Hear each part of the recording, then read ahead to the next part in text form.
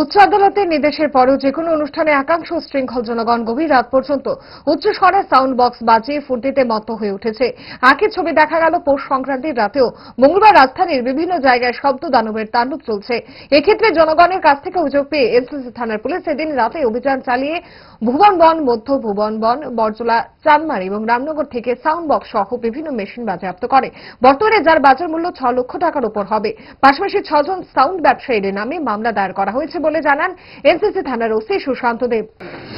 Actually আমরা গত পরশুদিন বিভিন্ন জায়গা থেকে কমপ্লেন আসছিল, যদিও ফেস্টিভ সিজন চলছে, কিন্তু রাতে 2টা, 3টা, 4টা হিউজ ভুল বলিউড চালিয়ে বিভিন্ন এলাকাতে বক্স বাজছিল, যেখানে সাধারণ যারা বাড়িতে হাই বিপির পেশেন্ট আছে, রোগী আছেন, ওদের খুব অসুবিধা হচ্ছিল। যারা কিন্তু অনেকবার আমরা পুলিশ থেকে বারণ করার পরও কিন্তু ওরা স্টপ করেনি বা ভলিউম কম করেনি।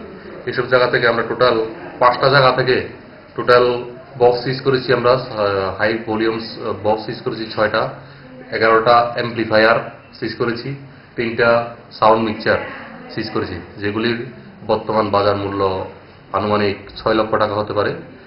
এগুলিকে আমরা সিজ করেছি এবং আমরা 7 জন মালিকের বিরুদ্ধে আমরা কেস পাঠিয়েছি মাননীয় আদালতে। আর এই আমাদের এমন ধরনের অভিযান আরো আগামী দিনেও জারি থাকবে।